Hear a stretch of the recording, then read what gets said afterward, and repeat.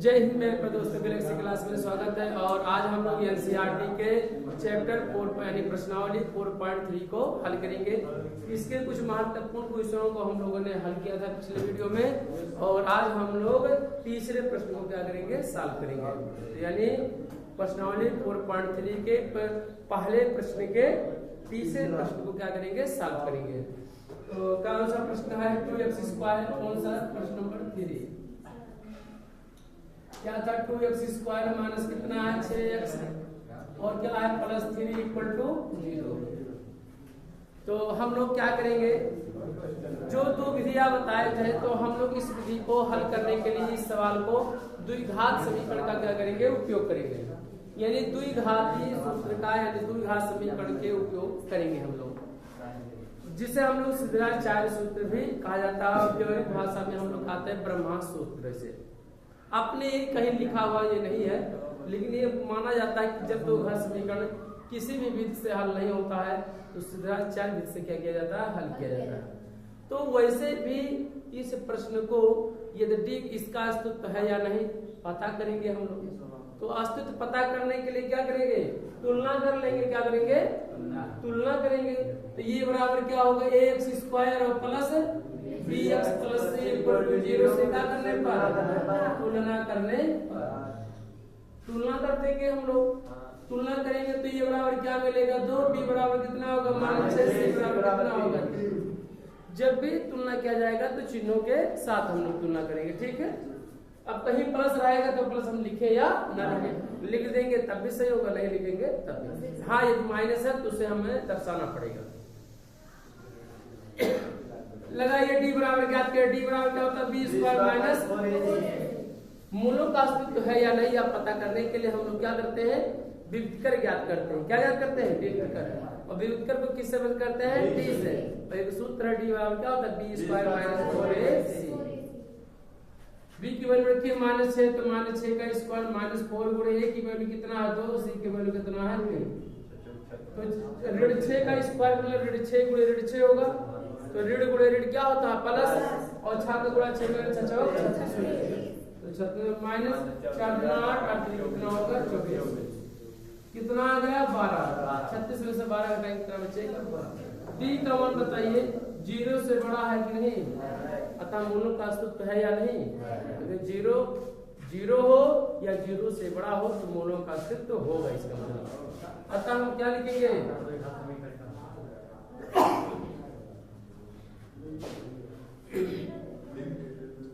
तब क्या लिखेंगे, तब मूल का अस्तित्व है। क्या है, मूल का अस्तित्व है।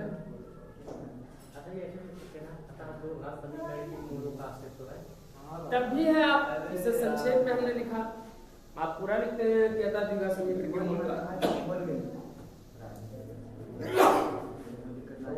मूल का क्या है, अस्तित्व है। अब हम लोग क्या करेंगे, इसे जनरली फॉर्मेली गुणनखंड विधि से हम लोग क्या करते हैं, हल करते रहते हैं। कि गुणा करने पे फर्स्ट गुणा क्या है, लास्ट है, यानी इसी सवाल को क्या करेंगे, 2x² - 2 किया कितना आ जाए 6। गुणा करने पे 6 है, जोड़े घटाने पे कितना है 6 है। ऐसी संख्या है तो हमें वो संख्या प्राप्त होगा, परंतु करणीगत संख्या होगा तो करणीगत सवालों को हल करना क्या होता है, कठिन है। ऐसे सवालों को हल करने के लिए जब करणीगत आता है तो इससे बचने के लिए, क्वेश्चन को आसान बनाने के लिए सिद्धाचार्य सूत्र का उपयोग करते हैं। क्योंकि इस प्रश्न में ये नहीं कहा है कि गुणनखंड विधि हल करिए या सूत्र विधि क्या कीजिए, हल कीजिए। अगर ये कहा होता गुणनखंड विधि तो हमारे पास बाउंड होता कि हाँ, प्रतिबंध होता कि हाँ सिद्धाचार्य सूत्र से हल करना, या द्विघात समीकरण सूत्र का उपयोग करके हम लोग, या गुणनखंड विधि क्या करना है, हल करना है। तो हमारे पास कोई ऐसा है नहीं, दिया ही नहीं है, तो चाहे जिस विधि से हल कर सकते हैं। क्या है सिद्धाचार्य सूत्र, ये बराबर क्या होता है -b और प्लस माइनस करणी में b² - 4ac और बटे क्या होता है। इस बात का हमें जानकारी होना चाहिए। इस सूत्र को सिद्धाचार्य सूत्र कहते हैं, और व्यवहारिक भाषा में इसे ब्रह्मा सूत्र भी कहा जाता है। ब्रह्मा सूत्र क्यों कहा जाता है, जब सारी विधियां फेल हो जाती हैं, जब कोई भी चारा किसी का द्विघात समीकरण में नहीं चलता है तो इसी का उपयोग किया जाता है, ठीक है। ये सभी चाहे किसी चीज का गुणनखंड हो या ना हो, कोई भी संख्या दो घात समीकरण यदि है तो उसे सुधाराचार्य सूत्र पे इस पे रख के हल किया जा सकता है। x के दो मान प्राप्त होंगे, तो जहां एक बार प्लस है तो एक बार प्लस ले लेंगे, जहां एक बार माइनस तो क्या लेंगे माइनस। प्लस माइनस का मतलब है कि एक बार आप प्लस लेंगे और एक बार क्या लेंगे माइनस लेंगे। तो रखिए x की वैल्यू ज्ञात करिए, तो माइनस तो ऑलरेडी है, b की वैल्यू कितना है, तो b की वैल्यू कितना -6 है। बहुत से लोग यहाँ भूल जाते हैं कि माइनस है तो ऐसे -6 रहने देते, लेकिन क्या हो जाएगा इस माइनस तो ऑलरेडी है और b का मान माइनस कितना है 6। लेकिन कोष्टक लगाने यहाँ कोष्टक नहीं है, परंतु इसलिए कोष्टक लगाया है कि दो चिन्ह एक साथ यूज नहीं कर सकते, दो ऑपरेटर एक साथ यूज नहीं कर सकते। अगर यूज करना पड़े तो उससे क्या करेंगे, कोष्टक का उपयोग करके करेंगे, समझे कि नहीं, कोष्टक का उपयोग करके तब। प्लस माइनस तो प्लस माइनस करने में b की वैल्यू कितना है 6 माइनस है तो क्या हो जाएगा इस पर -4 गुणे a की वैल्यू कितना है बाबू, a की वैल्यू 3 है और c की वैल्यू कितना है। हाँ वो भी सही है ये वैल्यू, लेकिन हम जैसे मान लीजिए अलग बात है कि यहाँ तो अशुद्ध पता करना था है या नहीं, तो इस वैल्यू को डायरेक्टली आप b² थोड़े से रख सकते हैं, आसान हो जाएगा, कुछ जल्द हो जाएगा। 2 लाइन में अरे यहाँ करड़ी में 12 हो जाएगा, प्लस लेंगे एक बार माइनस, परंतु मान लीजिए कभी आ ही जाए, वैसे आएगा नहीं क्योंकि हम लोगों के सिलेबस में नहीं है, लेकिन हल करना जानना जरूरी है, क्योंकि कब शस्त्र उठाना पड़े, कौन से शस्त्र उपयोग कहाँ करना पड़े ये कौन जानता है। इसीलिए तो क्या करेंगे, बटे क्या है 2 है तो 2 गुणे a की वैल्यू कितना आया है, a की वैल्यू 2 तो कर बस हल कर लिया जाए। माइनस गुणा माइनस क्या हो जाएगा प्लस, और प्लस माइनस आगे है और 6 कितना हो जाएगा 36 और -4 गुणा 12 बढ़तिया 4 गुणा 8 कितना होगा और बटे कितना होगा 2 गुना 4। अब आगे चलेंगे 6 प्लस माइनस, जहां कुछ नहीं करना रहता है वैसे ही वहां पर क्या करेंगे उतार देंगे, घटाएं कितना होगा 12 हो जाएगा और बटे कितना होगा 4। अगर हम लोग प्लस माइनस से कुछ नहीं करना है 12 का वर्गमूल निकालें, देखो अभी तभी बात करते हो जब मेरी छुट्टी पा जाओगा, 12 का वर्गमूल निकालेंगे, कैसे निकालेंगे 12 का ऐसे गुणा कर डालिए और 2 छक्का 12 पहले 2 से चेक करेंगे, 2 3 6 तो क्या आया 2 2 4 कितना आया 12। एक जोड़ा निकलेगा कि नहीं इसमें से, जब भी वर्गमूल निकाला जाता है तो उसमें में से जोड़ा निकाला जाता है, तो एक जोड़ा निकल जाएगा 2 हो जाएगा और कार्डी में क्या बचेगा 3 और बटे कितना होगा 4 होता 4। 2 कॉमन ले लिया जाए ऊपर, तो यहाँ पे 2 निकालेंगे क्या बचेगा 3 प्लस माइनस 2 यहाँ से निकालेंगे क्या बचेगा कार्डी में 3 बटे क्या बचा 4 है, तो काट दीजिए 2 1 के 2 2 गुना हल करिए, हल करेंगे तब कितना आएगा 3 प्लस कार्डी में 3 बटे कितना हो जाएगा 2। ये हमारा क्या रहा x का क्या रहा मान रहा, तो x के कितने मान प्राप्त होने चाहिए 2 मान। एक बार आप क्या करेंगे प्लस लेंगे, एक बार क्या लिखेंगे माइनस, तो x के 2 मान मिलेंगे, यानी x के मान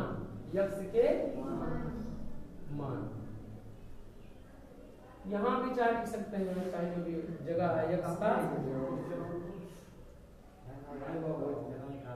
x का मान क्या होगा 3 प्लस करड़ी में 3 और एक होगा 3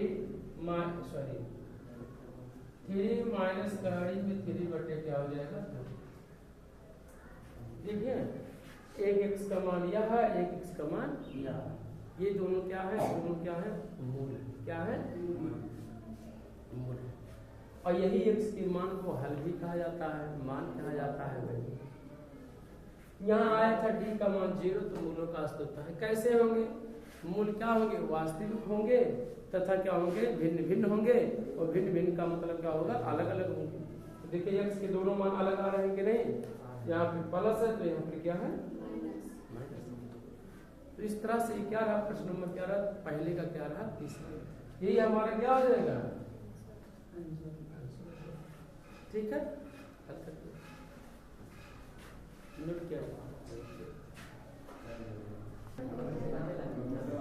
प्रश्न नंबर कौन सा है आपका दूसरा, प्रश्न नंबर कौन सा है दूसरा, दूसरे का पहला सवाल, दूसरे का पहला सवाल दे रखा है कारक के निम्न प्रत्येक द्विघात समीकरण में k का ऐसा मान ज्ञात कीजिए जिसके दो बराबर मूल हों।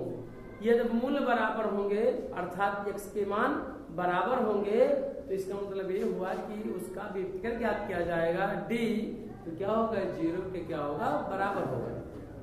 इसका मतलब ये हुआ 2x स्क्वायर प्लस kx और प्लस 3 इक्वल टू 0।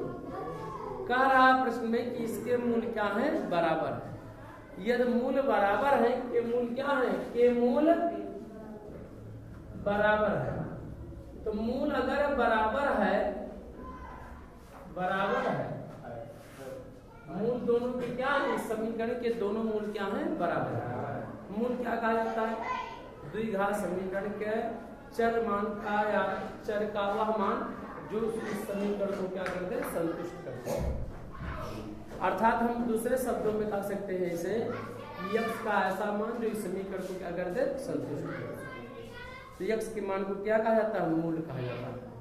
इसके पहले वाले सवाल में आप देख रहे थे x के दोनों मान अलग अलग आए थे, तो इसका मतलब ये हुआ कि तब यहाँ पर पहले बताया था d का मान कितना था 0 से क्या था अधिक था। अगर d का मान 0 होता है तो वास्तविक होंगे और तथा मूल क्या होते हैं बराबर होते हैं। किन दशाओं में जब विभक्तर का मान कितना होता है 0 के बराबर, कि अगर मूल बराबर है तब क्या होगा d का मान क्या होगा 0 के क्या होगा बराबर होगा। तो ये शब्दों में हमने केवल समझाने के लिए लिख दिए। आप क्या करेंगे समीकरण क्या लिखेंगे समीकरण x square plus bx plus c equal to 0 से क्या करने पर तुलना करने a बराबर कितना हो जाएगा बाबू 2, b बराबर कितना होगा k, c बराबर कितना होगा 3। चिन्हों के साथ लिखेंगे। अगर देखा जा रहा है इस प्रश्न में तो सभी प्लस है, तो प्लस लिखने की हमें कोई जरूरत है नहीं। आप लिख देंगे तब भी गलत है नहीं होगा। ठीक है आगे चलो। अब कार्य के द्विघात समीकरण के मूल क्या है बराबर है, तो अगर मूल बराबर है तो उसका विभक्तर क्या होगा 0 के क्या होगा बराबर होगा। इसका मतलब कि d की वैल्यू कितने हैं द्विघात समीकरण के मूल क्या है बराबर है। समीकरण के मूल क्या है समीकरण के मूल क्या है बराबर है। तब ये द्विघात समीकरण के मूल यदि बराबर है तो उसका विभक्तर d 0 के बराबर होगा, अर्थात d बराबर क्या होगा 0। और d का मान कितना होता है b स्क्वायर माइनस 4ac का मान किसके बराबर होगा 0 के क्या होगा बराबर होगा। अब यही a b c के सभी मान क्या किए जाए रख दिए जाए, चर को एक तरफ कर दिया जाए और चर को b के जगह कितना है k है, तो हम लोग क्या लिखेंगे k का स्क्वायर माइनस 4 गुणे a की वैल्यू कितना है a की वैल्यू 2, c की वैल्यू कितना है 3 इक्वल टू क्या है k का स्क्वायर करेंगे क्या होगा k स्क्वायर माइनस 2 4 गुना 8 8 24 माइनस 24 इक्वल टू क्या हो जाएगा 0। चर को एक तरफ करिए चर को, तो k स्क्वायर बराबर कितना माइनस क्या हो जाएगा प्लस। आप चाहे प्लस लिखे या ना लिखे, तो दोनों पक्ष का जब वर्गमूल करें तब क्या होगा k इक्वल टू कितना होगा। देखिए हमें k का मान k स्क्वायर का मान नहीं ज्ञात करना है, हमें k का मान ज्ञात करना है।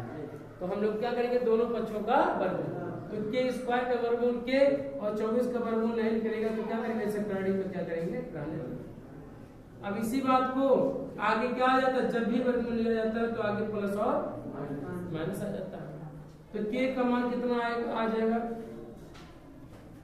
अगर देखा जाए तो 4 चौका 16 ज्यादा हो जाएगा, 2 दूना 4 और 4 छक 24, 2 दूना 4 और 4 छक 24। इसका मतलब कि प्लस माइनस 2 करड़ी में कितना हो जाएगा 6। k के कितने मान प्राप्त हुए 2, एक बार 2 करड़ी में 6 ले और ये क्या होगा माइनस 2 करड़ी में क्या होगा 6। k के कितने मान प्राप्त हुए 2 मान क्या हुए प्राप्त। यही हमारा क्या हो जाएगा आंसर हो जाएगा, क्या हो जाएगा हमारा क्या हो जाएगा आंसर हो जाएगा। हमें k स्क्वायर की वैल्यू नहीं ज्ञात करना, हमें k की वैल्यू दोनों पक्षों को क्या करेंगे वर्गमूल लेंगे। जब भी वर्गमूल लेते हैं तो आगे क्या आता प्लस और माइनस प्लस। इसका मतलब यह होता है कि एक बार आप प्लस लेंगे और एक बार क्या लिखेंगे माइनस लेंगे। तो आपके सामने इस तरह से, ठीक है। सॉल्व ये हमारा क्या हो जाएगा, आंसर हो जाएगा। के का मान ज्ञात करना था, तो के का मान क्या हो गया, प्राप्त हो गया। प्रश्न नंबर कौन सा है, दूसरे का दूसरा सवाल। दूसरे का दूसरा क्या है, के है और इंटू एक्स है और दे रखा है x minus 2 equal to plus 6 equal to 0। अब आप यहाँ पर अभी ए बी सी आप डायरेक्टली चूज नहीं कर सकते, कंपैरिजन नहीं कर सकते, ठीक। कर सकते हैं ए की वैल्यू कोई बताएगा, बताओ रजनीश। ए की वैल्यू के है, पहले दो घात समीकरण के रूप में पहले व्यक्त तो करिए इसको। दो घात समीकरण के रूप में है ये, तब कैसे आप ए की वैल्यू कर दिए 6 या के। आप पहले इसका मल्टीप्लाई करिए, के एक्स का गुणा एक्स करेंगे कितना होगा, के एक्स स्क्वायर, और के एक्स का गुणा 2 में करेंगे कितना होगा, माइनस 2 प्लस 6 इक्वल टू। अब क्या करेंगे, अब आप क्या करेंगे, तुलना करेंगे। क्या करेंगे, आप दो घात समीकरण का क्या करेंगे, तुलना करेंगे। अब क्या करेंगे, दो घात समीकरण के रूप में आपका हो गया। कैसे पता चला ये दो घात समीकरण में, x square plus b x plus equal to 0। तो पहले हम क्या करेंगे, तुलना करेंगे। क्या लिखेंगे, समीकरण x square plus b x plus equal to 0 से क्या करने पर तुलना करने पर। जब आप तुलना करेंगे तब ये बराबर कितना होगा, के होगा। बी बराबर कितना होगा, माइनस 2k होगा, क्योंकि x के घाते 1 का जो गुणांक होते हैं सभी क्या होते हैं, b होते हैं। तो आप x के घाते 1 का बच्चा और इसको छोड़ दिया जाए तो इतना क्या है, माइनस 2k, यही हमारा क्या है, b। जो अदर पद बचा है इसे हम लोग क्या कहेंगे, c कहेंगे। तो c बराबर कितना होगा, c बराबर आप प्लस लिख सकते हैं और नहीं भी लिख सकते हैं, ठीक है। तो क्या करेंगे, अब आप ये कह रहा है इस समीकरण के दोनों मूल क्या है, बराबर है।